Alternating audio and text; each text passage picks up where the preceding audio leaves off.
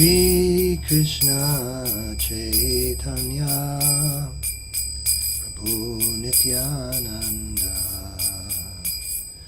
Shri Advaita Gadadhara Shivasadi Gaura Bhakta Vrinda Shri Krishna Chaitanya Prabhu Nityananda Shri Advaita Gadadhara Shivasadi Gaura Bhakta Vrinda Hare Krishna Krishna Krishna Hare Hare Hare Rama Rama Rama Hare Hare Hare Krishna Krishna Krishna Hare Hare Hare Rama Rama Rama Hare Hare Hare Krishna Krishna Krishna Hare Hare Hare Rama Rama Rama Hare Hare Hare Krishna Krishna Krishna Hare Hare Hare Rama Rama Rama Hare Hare Hare Krishna Krishna Hare Hare Hare Rama Rama Rama Hare Hare Hare Krishna Krishna Krishna Hare Hare Hare Rama Rama Rama Hare Hare Hare Krishna Krishna Krishna Hare Hare Hare Rama Rama Rama Hare Hare Hare Krishna Krishna Krishna Hare Hare Hare Rama Rama Rama Hare Hare Hare Krishna Krishna Krishna Hare Hare Hare Rama Rama Rama Hare Hare Hare Krishna Krishna Hare Hare Hare Rama Rama Rama Hare Hare Jayam Vishnupad Paramahansa Puri Rajakacharya Astottara Satashri Srimad A.C. Bhaktivedanta Swami Prabhupada Ki Jai Anantakoti Vaishnava Vrinda Ki Jai Namacharya Srila Haridas Thakur Ki Jai Prem Se Kaho Shri Krishna Chaitanya Prabhu Nityananda Shri Advaita Gadadhar Shri Vashadi Gaur Bhaktivinoda Ki Jai Shri Radha Krishna Gopa Gopinath Shama Kunda Radha Kunda Giri Govardhan Ki Jai Shri Vrindavan Dham Ki Jai Shri Navadvip Mayapur Dham Ki Jai Ganga Mayi Ki Jai Jamuna Mayi Ki Jai Bhakti Devi Ki Jai Tulsi Devi Ki Jai Samaveta Bhaktivinoda Ki Jai. All glories to the assembled devotees. All glories to the assembled devotees. All glories to the assembled devotees. Gaur Premanande Hari Hari Bol. Hare Krishna, and welcome everyone for Srimad Bhagavatam with His Holiness Jayadvaita Swami. It is Wednesday, April 9th, 2025 in New York, and today we're starting with 4th Canto, Chapter 13, text number 11. The chapter is entitled Description of the Descendants of Dhruva Maharaj. Om Namo Bhagavate Vasudevaya. Om Namo Bhagavate Vasudevaya. Om Namo Bhagavate Vasudevaya.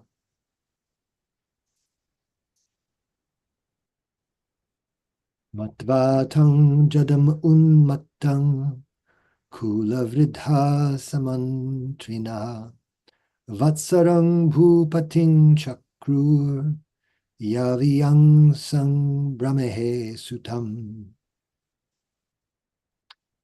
For this reason, the ministers and all the elderly members of the family thought Utkala to be without intelligence and, in fact, mad.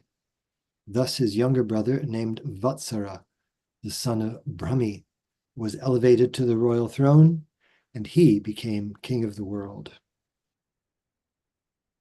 It appears that although there was monarchy, it was not at all an autocracy. There were senior family members and ministers who could make changes and elect the proper person to the throne, although the throne could be occupied only by the royal family. In modern days also, wherever there is monarchy, sometimes the ministers and elderly members of the family select one member from the royal family to occupy the throne in preference to another.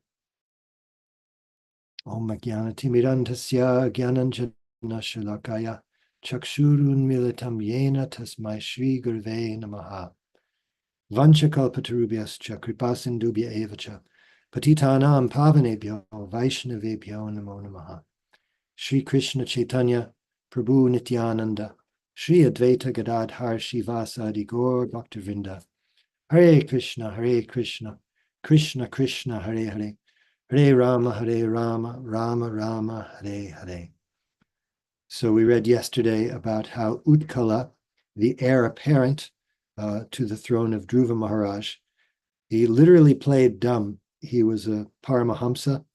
He was not at all interested in taking up the responsibilities of a king, and he literally played dumb. He behaved just like someone who had no intelligence. And so here we're reading how the members of the family, the learned ministers, weren't blind to this, and so they chose someone else, his younger brother Vatsara, to occupy the throne and let Utkala do what he wanted to do anyway, which was to go off and go back to Godhead, basically. Prabhupada in the purport makes the point that even in those days, ancient times, Satya Yuga apparently, the system of government was not an autocracy. In other words, it's not that one person had absolute power and that was it, some self-authorizing agent, which reminds me of the transcendental autocrat. The materialistic demeanor cannot possibly stretch to the transcendental autocrat. So there's one transcendental autocrat, and the best we can do in this world is to have some form of a government that has the benefit of being guided by learned persons, ministers, elderly family members. Hopefully those learned persons are actually learned, so that we can get something resembling a good government. Just maybe I won't even go there. I'll wait to see what Maharaj has to say. Hare Krishna, Maharaj. I don't think I need to add anything. Okay. All right, Jai.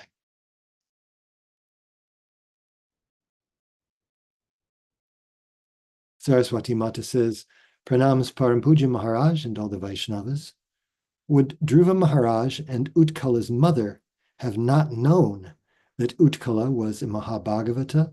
There is a saying, it takes one to know one.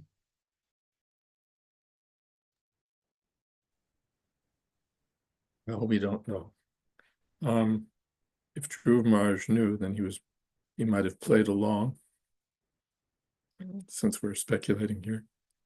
I don't know.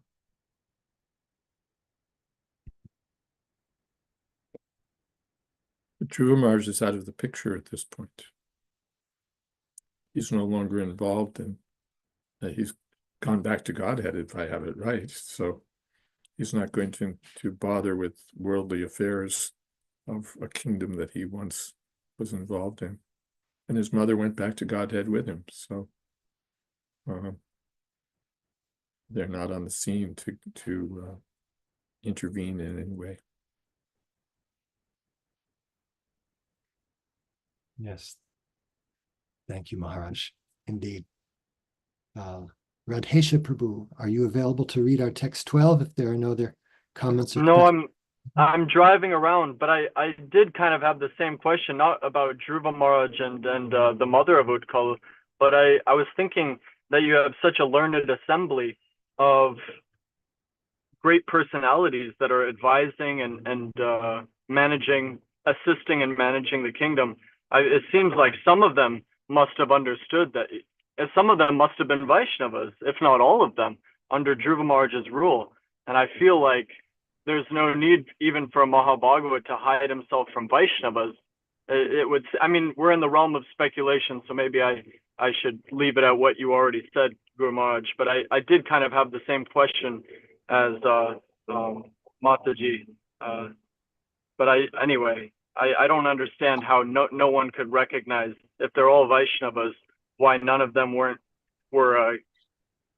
getting advantage of the association of such a personality as Utkal. Namo Vishnu Padaya Krishna Prestaya Bhutale Srimate Bhakti Vedanta Swami Namane Namaste Saraswati Devi Gaudamani Prachani Nirvishesha Shunya Bhava Pashrita Deshnam. Well, two thoughts come to mind. One is that Utkal probably did quite a good job of appearing incompetent. If he's a Vaishnava also, and he did quite a sterling job of appearing totally unfit. So sometimes even the Vaishnavas may, you could say a contest, but they may not recognize. It's not that if one is Vaishnava, he has to be omniscient. But it seems to every reasonable appearance that Utkal was bad. So either they accepted it on face value, or as suggested, they played along. He wants to be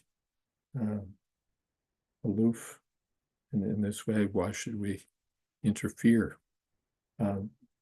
If he's really a Mahabhagavat, then we want to serve him, and if we want to serve him, we don't want to disrupt his purpose, his mood. And it comes, there's a tangential thought that comes to mind, that sometimes it's suggested that Prabhupada had a teaching different from the one that he gave in his books on this or that subject. And then, but he really, because we couldn't digest it, he taught something else.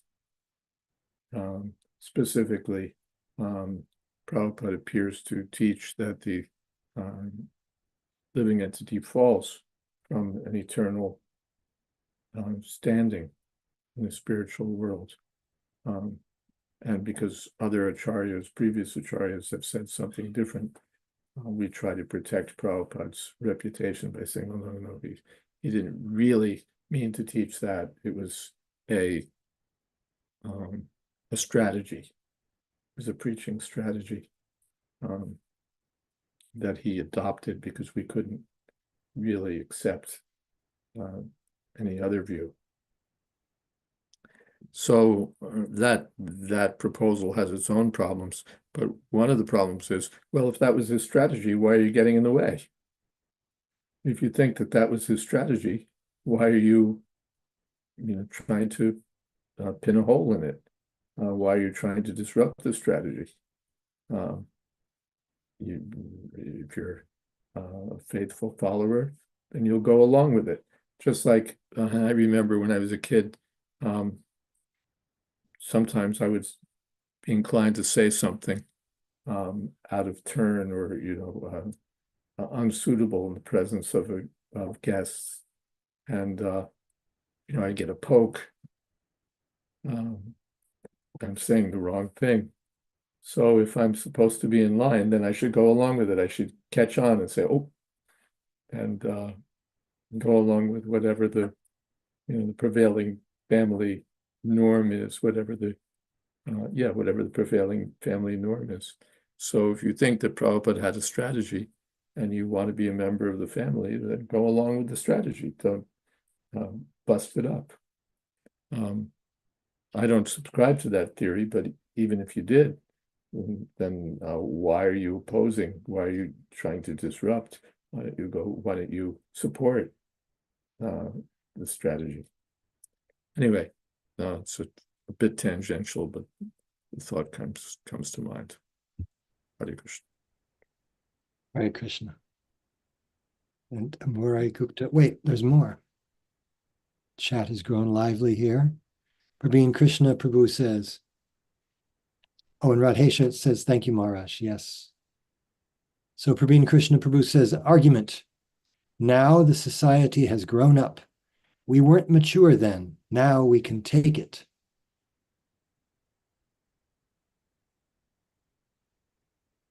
Well, this assumes that Prabhupada, in writing his books for the next 10,000 years, went with only what we could take in the first 10. I don't think I'd sign on to that assumption.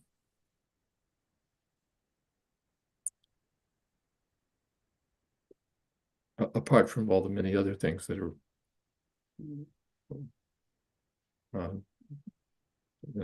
far-fetched in that line of argument, but as to that specific objection.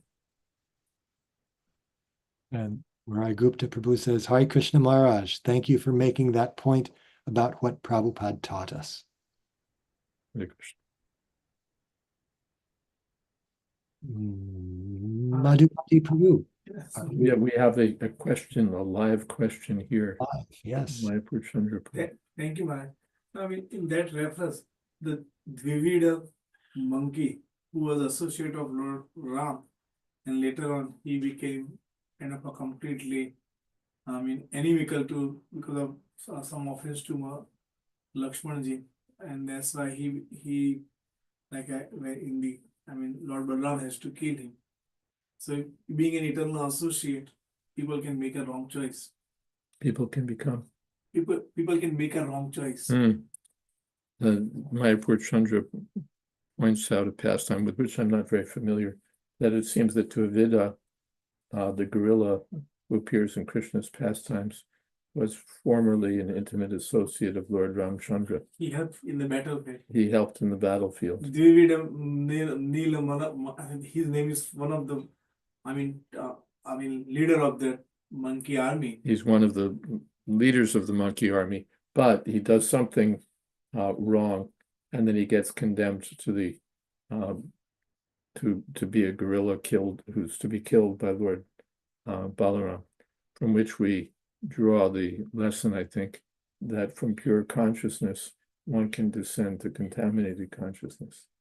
And there's an explicit statement like that in third canto, I believe, that from pure consciousness, contaminated consciousness arises. I don't know how far we want to go into, that sort of direction of topics, but there is such a statement.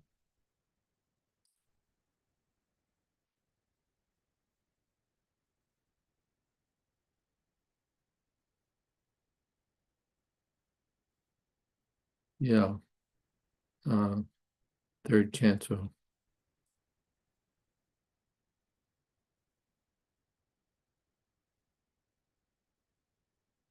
From the status of pure consciousness, the false ego is born because of misuse of independence. We cannot argue about why false ego arises from pure consciousness. Factually, there's always the chance that this will happen, and therefore one has to be very careful. There's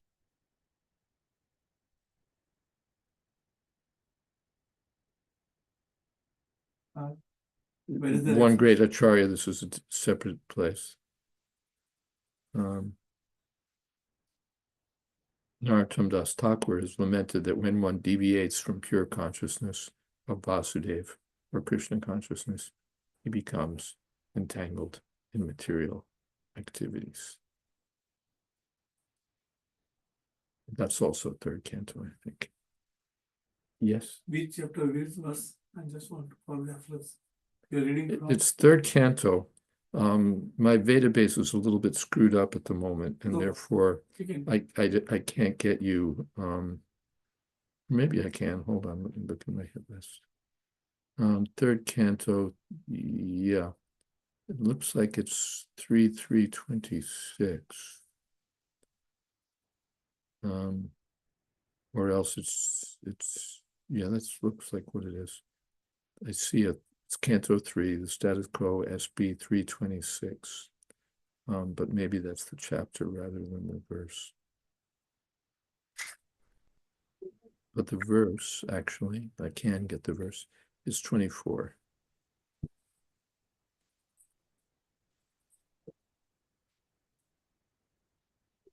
'23 and 24. Okay. Hare Krishna. Thank you. Looks like there's more in the chat box. Yes. Yes, Praveen Krishna Prabhu says, Utkala's father, Dhruva Maharaj, himself ruled the kingdom and went back to Godhead. But Utkala didn't want to take this path as his father. Maybe he means as his son. Not sure what's meant there. I guess it's that Utkal, why didn't he just go back to Godhead the same way Dhruva Maharaj did? Well, they didn't send in a flower airplane. And everyone's spiritual life is different. Dhruva was advised, go to the forest, practice us. We don't know precisely what Utkal did, but it's clear that he had his own way to take leave of people in general, society in general. It's not that everyone has to do everything the same way.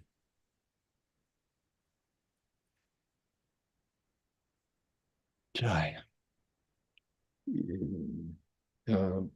Saraswati Thakur's Guru Maharaj, or Kishore Das Babaji Maharaj, took the path of being a Bhajananandi. Why didn't Saraswati Thakur take the same path? Different person, different mission. Although following his Guru Maharaj, he didn't just follow his path by rote. He took the essential instructions and presented them in it as a preacher.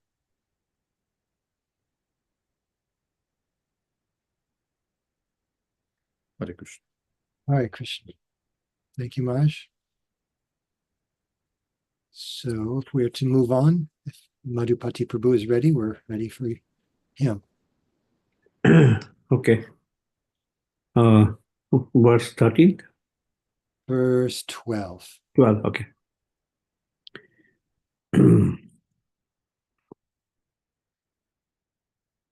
Namo Vishnu Padaya Krishna Prestaya Bhutale Gurudas Jayadvaita Swami Namine.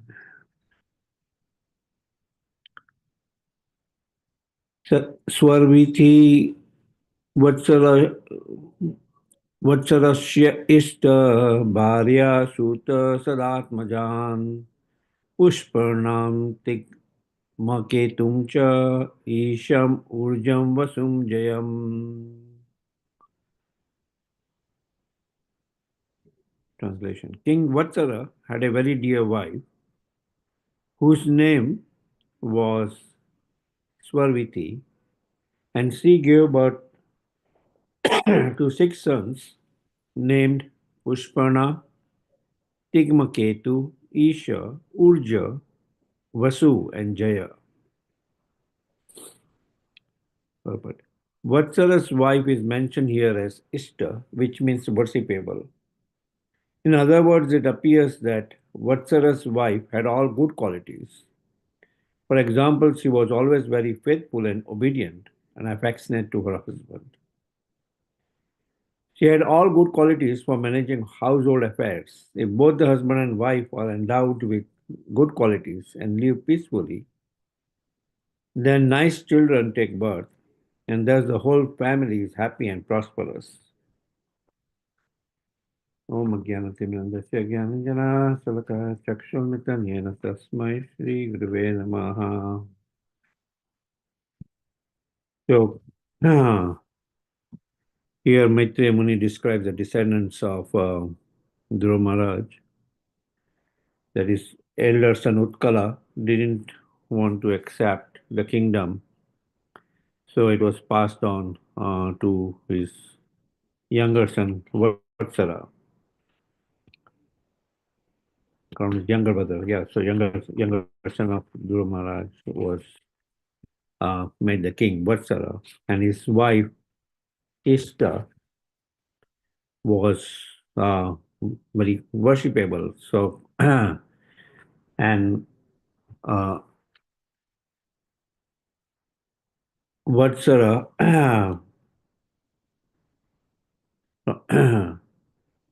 his wife's name was Swalviti, and she gave birth to 6 sons: Pushpana, Tigmaketu, Isha, Urja, Vasu, and Jaya. That Swalviti, his wife, is mentioned here as Ishta, and Srila Prabhupada mentions in the purport that how if the wife is very faithful and obedient and very affectionate to her husband, and has good qualities for managing household affairs, then good progeny takes birth from them. So that's all I have for this verse. Provided the husband is also good. Both had good qualities. This was the ideal of family life, when the family members, when the husband and wife are Krishna conscious and they have good children, and the children become Krishna conscious. And that's the ideal of family life.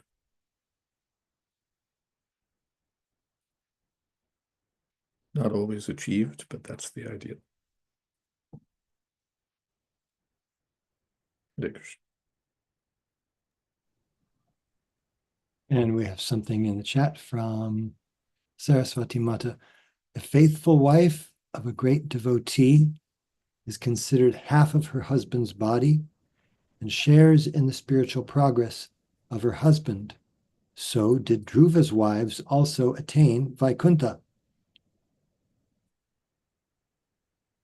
Not mentioned one way or the other, so I won't say anything about it. Rabin Krishna Prabhu asks, isn't it possible that, quote, not nice children take birth from such good husband and wife? Everything's possible. Everything's possible, but generally, this is what we expect. Just if you have, if all circumstances, Daiva Chaivatra Panchama, finally, everything is up to Daiva, or the personality of Godhead. So we can't guarantee, yes, good husband, good wife. Just like if you live a healthy life and you're regulated in your habits and so on, then you're expected to live a long time, but you may not. Krishna may have some other plan.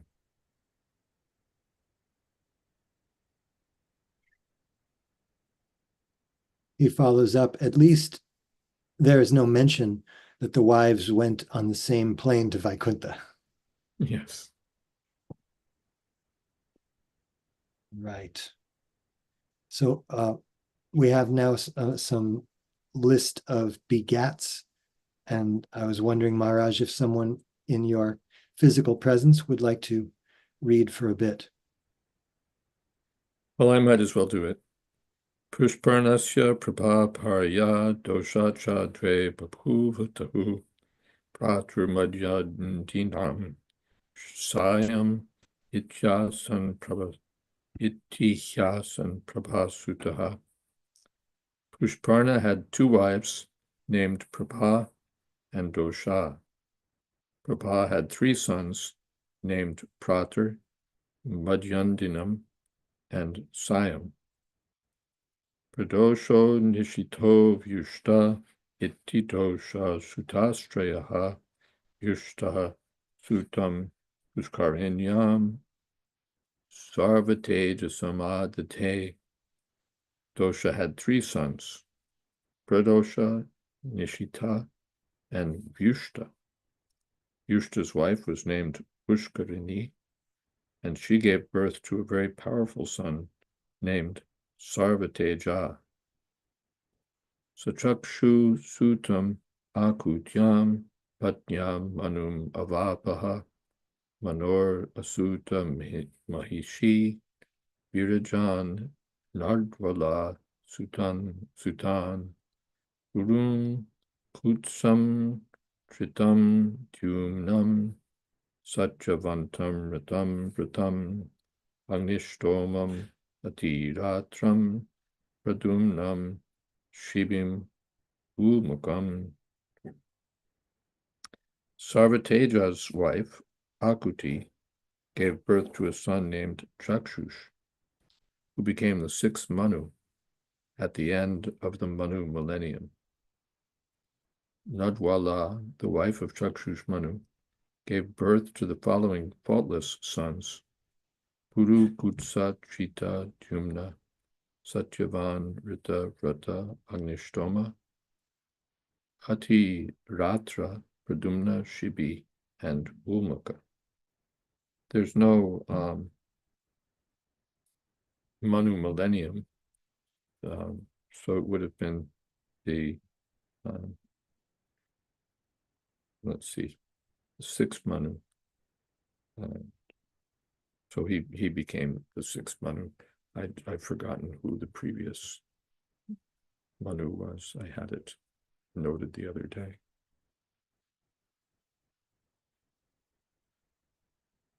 Umako janayat putran pushkarinyam sharuttaman angam su manasam kyatim pratum angirasam gayam. Of the 12 sons, Umaka begot 6 sons and his wife Pushkarini. They were all very good sons, and their names were Anga, Sumana, Kyati, Kratu, Angira, and Goya. Sunitangasya yapatni shushube venam ubanam yaddau shilayat sarajar shir nirvino niragat purat. The wife of Anga, Sunita, gave birth to a son named Vena, who was very crooked. The saintly King Anga was very disappointed with Vena's bad character, and he left home and kingdom and went out to the forest. Yamanga Shepu Kupita Bhagvajra Muniyakida Katasos Tasya Puyaste Mamantur Dakshinam Karam Arajake Tada Loke Dasyupi Pirdita Prajaha Jato Narayan Angshena Pitur Adya Kshitishradaha. My dear Vidura, when great sages curse, their words are as invincible as a thunderbolt. Thus, when they cursed King Vena out of anger, he died. After his death, since there was no king, all the rogues and thieves flourished. The kingdom became unregulated, and all the citizens suffered greatly. On seeing this, the great sages took the right hand of Vena as a churning rod, and as a result of their churning, Lord Vishnu, in his partial representation, made his advent as King Prithu, the original emperor of the world. Purport. Monarchy is better than democracy because if the monarchy is very strong, the regulative principles within the kingdom are upheld very nicely. Even 100 years ago in the state of Kashmir in India, the king was so strong that if a thief were arrested in his kingdom and brought before him, the king would immediately chop off the hands of the thief. As a result of this severe punishment, there were practically no theft cases within the kingdom. Even if someone left something on the street, no one would touch it. The rule was that the things could be taken away only by the proprietor, and that no one else would touch them. In the so-called democracy, wherever there's a theft case, the police come and take note of the case. But generally, the thief is never caught, nor is any punishment offered to him. As a result of incapable government, at the present moment, thieves, rogues, and cheaters are very prominent all over the world.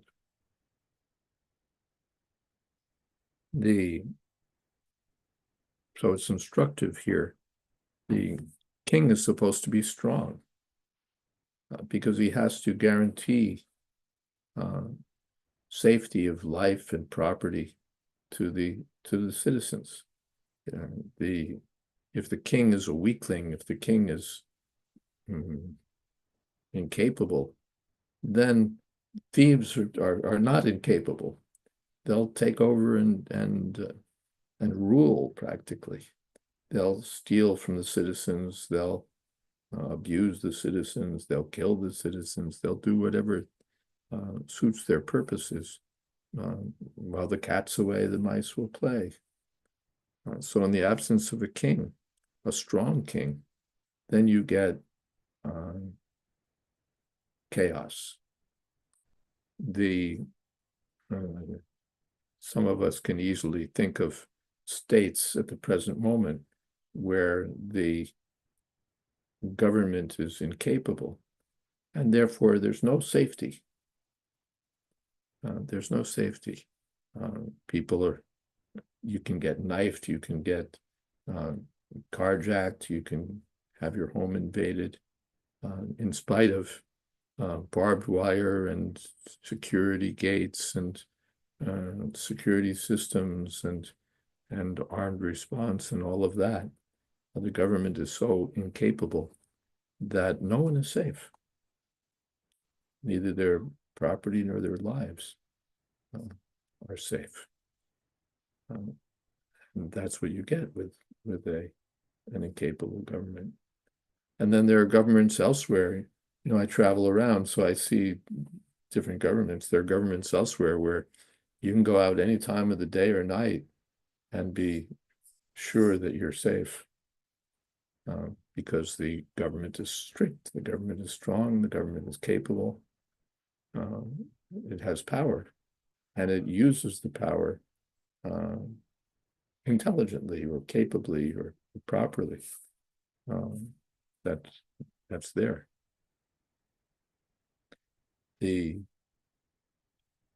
I've given examples in previous classes. I don't think I want to take your time with giving examples again, but I've seen states that are strong and therefore where you have law and order. We have that expression, law and order. Where there's law and where there's capable enforcement, then you should have order. But if there's no proper law or no proper enforcement, then you'll get naturally disorder, and not just untidiness, but viciousness. And to make things worse, in Kali Yuga, dasyu prayeshu rajashu, the governments themselves are the thieves. So then what do you do? At least if the government, who was that Arjuna, that incident was there, that a Brahmin's sons were dying immediately upon birth. And so the Brahmin went to complain about the king. What kind of government is this, where these sons are dying before their father? That's not supposed to happen. It means there are no kshatriyas in the kingdom. There's no capable government. And that was the expectation, that things would be so well run that even that a child would not die before the father. But now where is such a government? There may be still some, but they're not the democratic governments.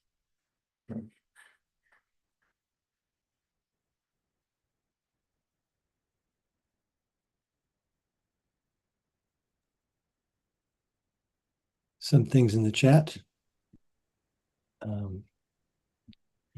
Murai Gupta Prabhu says, are we advocates for amputation? It's not a popular concept in Western countries. It appears here that it has Prabhupada's approval. Western countries, cruel and unusual and all of that. And they don't favor these things, but we know that in India in former times, yes, this was done. In part, a bit of medical history.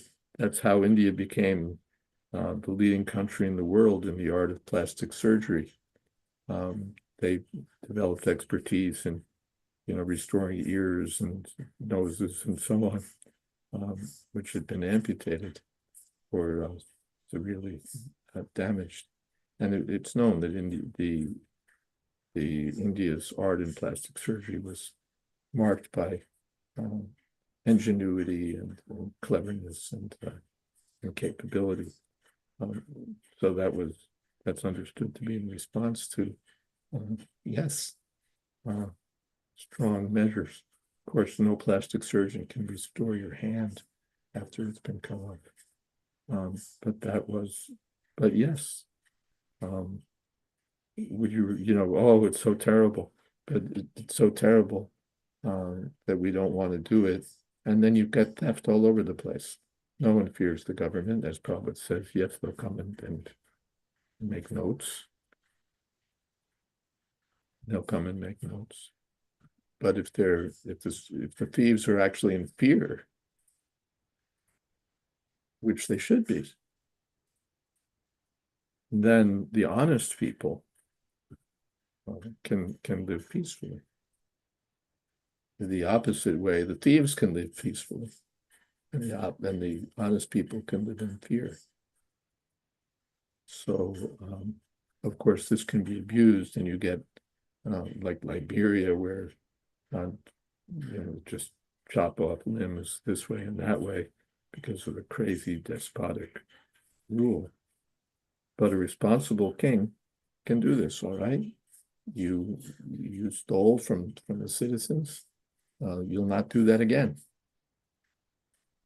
You'll make sure that you can't do that again. We prefer to have prisons full of criminals at state expense, but the older governments, monarchical governments, had a different way of dealing with these things. All right, Krishna. Saraswati Mata says, modern law in some of the democratic countries is so ineffective, it's like living in the wild, wild west. Criminals have more rights than a law-abiding citizen. Defense lawyers know they are representing criminals, but still want to fight to get them free from any punishment, and they reoffend because no fear of punishment. Law enforcement officers feel defeated too. Chaos reigns supreme in Kali Yuga. I turn down jury duties one way or another.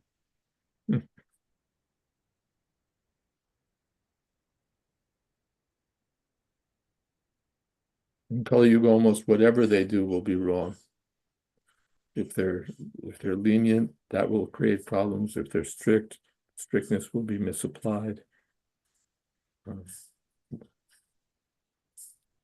This is the sad state of affairs in Kali Yuga.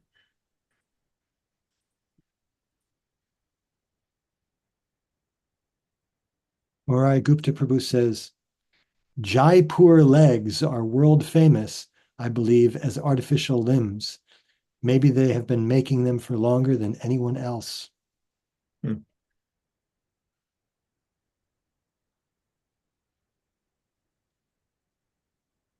Krishna, Krishna. We have time to read our next verse. It looks like there's a not too long of a purport. Maharaj, is there someone on your side besides yourself who would like to read more? I'll just keep going. Okay. Viduru Vacha, Tasya Shila Nithe Sadhur Brahmanyasya Mahatmanaha Ragya Katam Abhudushta Pujayad Vimanaya Yo. Vidura inquired from the sage Maitreya, my dear Brahmin, King Anga was very gentle.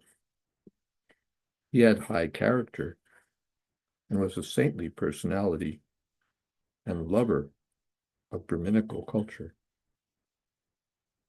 How is it that such a great soul got a bad son like Vena, because of whom he became indifferent to his kingdom and left it? Purport: in family life, a man is supposed to live happily with father, mother, wife, and children. But sometimes, under certain conditions, a father, mother, child, or wife becomes an enemy.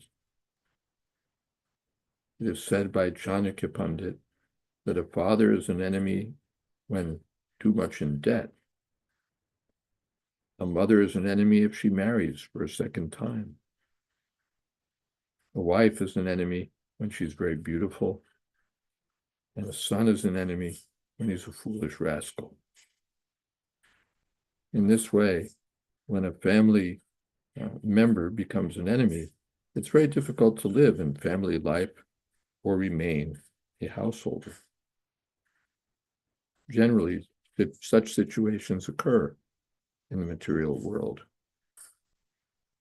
Therefore, according to Vedic culture, one has to take leave of his family members just after his 50th year, so that the balance of his life may be completely devoted in search of Krishna consciousness. Now, what is it? Someone remember the Sanskrit? Do you remember the last two lines? Rupa Satyavati. No, yes. Rupa Satyavati. Shatru. Rupavati Bharya Shatru. Rupavati Bharya. Yeah, Bharya Rupavati Shatru. Then Apandita, the son, Putra Apandita, Shatru Putra Apandita. If the son is a fool or a rascal, if the wife's too beautiful, if the father is Rini, if he dies in debt, then enemies in family life. What Mata Abhyavicharan, if she's loose, mother's loose or marries again, the father's a debtor, the wife is too beautiful, or the son's a fool, then they're enemies in family life. we read about the ideal family life of Utkal's brother, but now we hear about family life in which there are enemies. And of course, this plays into my theme, or the theme of the book that I'm working on, the Vanaprastha adventure, in which it's understood that if family life turns south, if family life becomes too burdensome, then one can leave it, particularly at the age of 50. The earlier one, all right, we have to tolerate this. That's also there. And family life can't really be expected to be always pretty, always lovely, always congenial, always ideal. One has to therefore tolerate one has to tolerate ups and downs in family life. Sometimes there'll be conflict, sometimes there'll be disagreement. So one has to tolerate. You wanted it, you got it, this is what it is. Family life is not always what we hoped it would be. But anyway, you've taken the responsibility now. Live with it. But by 50, now you have a license to leave. Sometimes in extreme cases, one has a license to leave earlier. But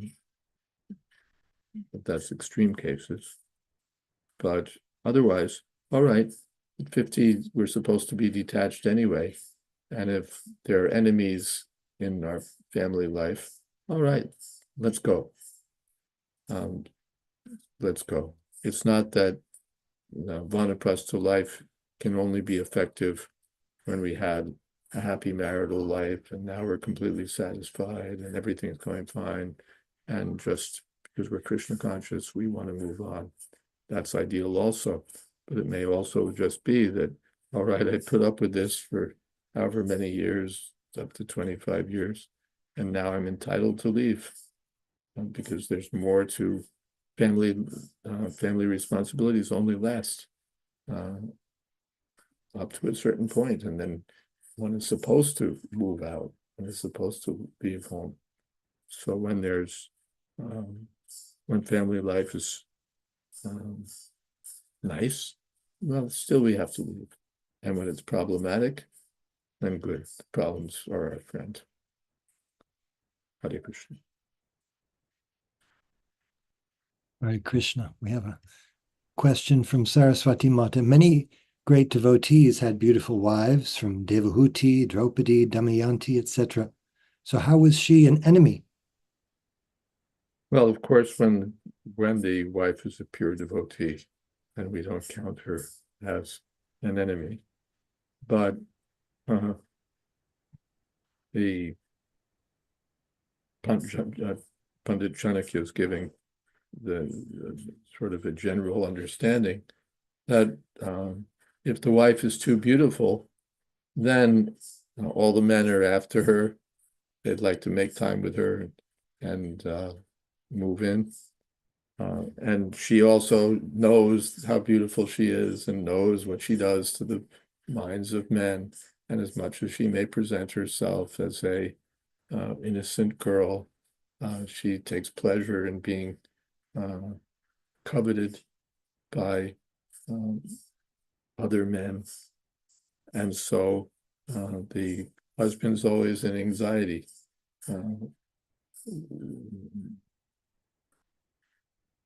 That his wife may be cheating on him. And there are, of course, so many tales of that, so many examples. It's become a common affair.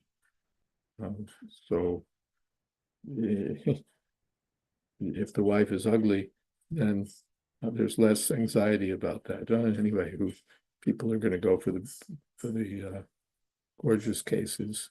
And my wife is not going to be such a target. and if she wants to be a target, no one's going to be interested in hitting the target. So we can be peaceful. And therefore, not only Chanakya Pandit, but even the Caribbean folk wisdom has the same conclusion. If you want to be happy for the rest of your life, don't make a pretty woman your wife. But from my personal point of view, get an ugly girl to marry you. It's authorized. The same conclusion. It comes from many directions. Hare Krishna. Thanks, Maharaj. Saraswati Mata goes on saying, I was hearing a class where Srila Prabhupada chuckled, revealing that he wanted to marry again because he didn't like his wife so much, but his father told him this lack of attraction was a good thing for spiritual advancement. Yes. And Praveen Krishna Prabhu says, a devotee argues with me. I'm happy with my family. Why should I leave? They love me very much. I can be devotional in my family. Devotees who leave their bodies chanting 16 rounds, following 4 regs while at home with the family won't go back to Godhead? Yes, up to 50, you can enjoy your family life very nicely. But we see that the great souls, even though having ideal spouses, ideal wives, they leave home. Yudhisthira Maharaj retires timely. All the other Pandavas retire timely. The example is given of Bhakti Vinod Thakur, but he also accepted the life of essentially Babaji. And there are so many other examples. Pardon Muni got the Supreme Personality of Godhead as his son, and his wife was a princess and so devoted, he left home. So, and the injunction is there that one should. There's a section of my book that deals with this assertion, or this point of view that, well, or this question, well, if family life is congenial, then why should I leave it? And of course, every case is individual, but we should leave it because we tend to be attached. And we say, this is all devotional service, but it's also my material attachment, if we're going to be honest about it. And also because we're supposed to set the example for the next generations. My family life, maybe if my family life is very good and still I renounce it, that sets an even better example than if, well, it was sour anyway, so I left it. But when it's ideal and one leaves it, one sets an ideal example. Praveen Krishna Prabhu goes on to say, but his main argument was that won't they go back to Godhead? Well, if they don't have too much attachment to you, then they will. Everyone can go back to Godhead. And under any circumstances, Krishna can bring anyone back to Godhead. But why is Shastra there? Why is Prabhupada saying again and again, Panchashordam Vanam Brajet? Because Anukulyena Sankalpa Pratikulyasya Varjana. What's favorable for devotional service, we should accept. And what's unfavorable, we should reject. Sarva vidhi nishedasyu etur eva kinkara. Under any circumstance, even under unfavorable circumstances, one may be Krishna conscious and even go back to Godhead. But we're directed, accept what's favorable and reject what's unfavorable. These are material considerations, of course, family, no family. But some material circumstances are favorable, some are unfavorable, and we're advised to follow the Vedic directions as to what's favorable.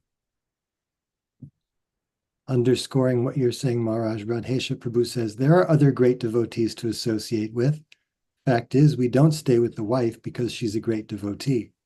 Good point. And there's more comments in the chat, but we're already over time and we haven't had any kirtan. And we can bring up the other points when we start again on Monday. Or I can just briefly mention them. Maria Gupta Prabhu says, if Draupadi had not been so beautiful, she might not have been dragged into the gambling arena with all the consequences that arose from that. Mhm. And Saraswati Mata says, yes, I'm reminded of Helen of Troy, who was so beautiful that 1,000 ships sailed and battled to retrieve her after she ran away despite having a husband. There's so many examples where the beautiful wife becomes problematic. Just as money, we love money, but when it's a problem when you don't have it, and it's a problem when you have it. So that's the nature of the material world. Hare Krishna. So do you have a kirtan band there present, Maharaj? I'll ask Swami Jyoti whether I have a kirtan band. Swami Jyoti.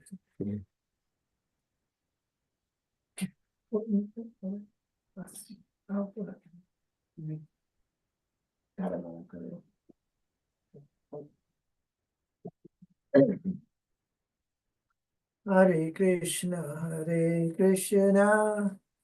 Krishna Krishna, Hare Hare, Hare Rama, Hare Rama, Rama Rama, Hare Hare. Hare Krishna, Krishna Krishna, Hare Hare, Hare Rama, Hare Rama, Rama Rama, Hare Hare. Hare Krishna, Krishna Krishna, Hare Hare, Hare Rama, Hare Rama, Rama Rama, Hare Hare. Hare Krishna, Krishna Krishna, Hare Hare, Hare Rama, Hare Rama, Rama Rama, Hare Hare. Hare Krishna, Krishna Krishna, Hare Hare, Hare Rama, Hare Rama, Rama Rama, Hare Hare. Hare Krishna,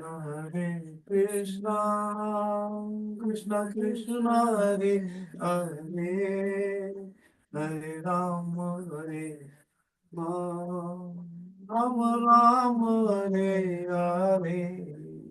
Hare Krishna, Krishna Krishna, Hare Hare, Hare Rama, Hare Rama, Rama Rama, Hare Hare. Hare Krishna, Krishna Krishna, Hare Hare, Hare Rama, Hare Rama, Rama Rama, Hare Hare. Hare Krishna, Krishna Krishna, Hare Hare, Hare Rama, Hare Rama, Rama Rama, Hare Hare. Hare Krishna, Krishna Krishna, Hare Hare, Hare Rama, Hare Rama, Rama Rama, Hare Hare. Hare Krishna, Krishna Krishna, Hare Hare, Hare Rama, Hare Rama, Rama Rama, Hare Hare. Hare Krishna, Krishna Krishna, Hare Hare, Hare Rama, Hare Rama, Rama Rama, Hare Hare. Jai Om Vishnupad Paramahansa Paripad Vikacharya Stotra Sri Srimad A.C. Bhakti Vedanta Swami Maharaj Prabhupada Ki Jai. Ananta Koti Vaishnavrinda Ki Jai. Nam Acharya Sridhar Haridas Thakur Ki Jai. Prem Se Kaho Shri Krishna Chaitanya Prabhu Nityananda Shri Advaita Gadadhar Srivasadi Gaur Bhaktavrinda Ki Jai. Sri Sri Radha Krishna Gopinath Sham Kund Radha Kund Giri Govardhan Ki Jai. Vrindavan Dham Ki Jai. Navadvip Dham Ki Jai. Jagannath Puri Ki Jai. Ganga Mai Ki Jai. Jamana Mai Ki Jai. Tulsi Devi Ki Jai. Bhakti Devi Ki Jai. Samaveta Bhakta Vrinda Ki Jai. All glories to the assembled devotees. Hare Krishna. All glories to the assembled devotees. Hare Krishna. All glories to the assembled devotees. Hare Gaur Premanande.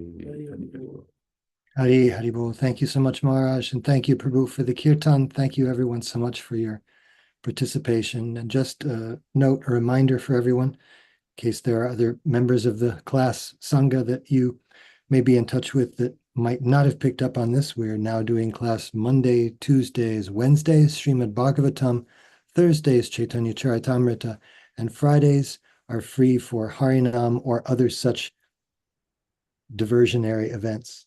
Hare Krishna. Srimad Bhagavatam Ki Jai, Srila Prabhupada Ki Jai, His Holiness Jayadvaita Maharaj Ki Jai. Namaveta Bhakta Vrinda Ki Jai. Gaur Premananda. Hari Haribol. Thank you all very much. Jai.